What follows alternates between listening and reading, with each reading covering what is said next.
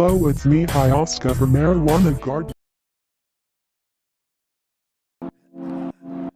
Airplane ear, which is medically known as ear barotrauma, is actually a pretty common and often uncomfortable condition. It occurs when the air pressure in the middle ear and the air pressure in the environment are out of balance. This usually happens during the ascent and descent of an airplane, but it can also be experienced during activities like scuba diving, driving in the mountains, or even riding in a fast-moving elevator.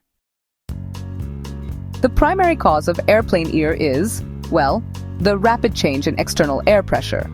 The Eustachian tube, which is a narrow passage connecting the middle ear to the back of the nose, is responsible for equalizing the pressure. When this tube is blocked or just can't react quickly enough to those pressure changes, a vacuum or a buildup of pressure can develop in the middle ear, and that leads to the characteristic symptoms. So, what are the common symptoms of airplane ear? Well, the symptoms can range from mild to severe and may include a feeling of fullness, stuffiness, or pressure in the ear.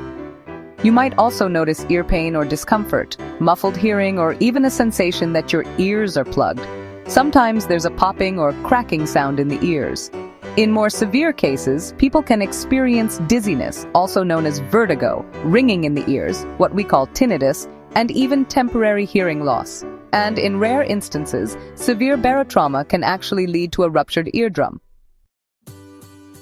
Certain factors can increase the likelihood of experiencing airplane ear, such as having a cold sinus infection, allergies, or a middle ear infection, as these conditions can cause swelling and blockage of the Eustachian tubes. Infants and young children are also more susceptible because their Eustachian tubes are narrower and more horizontal. Fortunately, there are several effective ways to prevent and alleviate the discomfort of airplane ear.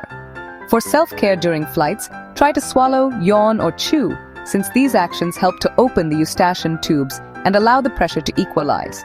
Sucking on hard candy or chewing gum during takeoff and landing can be particularly helpful. For infants and young children, feeding them or giving them a pacifier can encourage swallowing.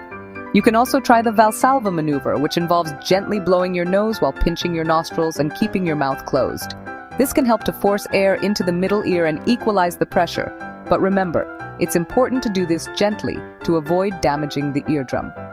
Another technique is the Toynbee maneuver, where you pinch your nose and swallow at the same time.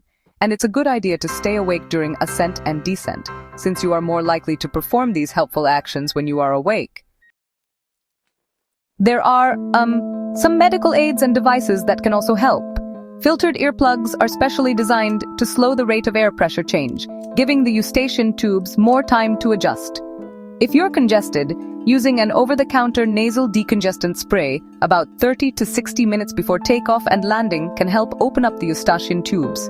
Oral decongestants can also be effective, but should be used with caution, especially by individuals with certain medical conditions. It's always advisable to consult with a doctor or pharmacist before using these medications. If allergies are contributing to your congestion, taking an antihistamine before your flight may provide some relief.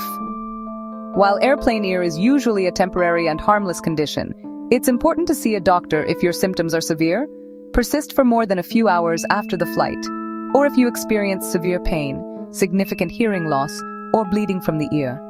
A doctor can assess the situation and in some cases may prescribe medication or recommend other treatments to prevent long-term complications.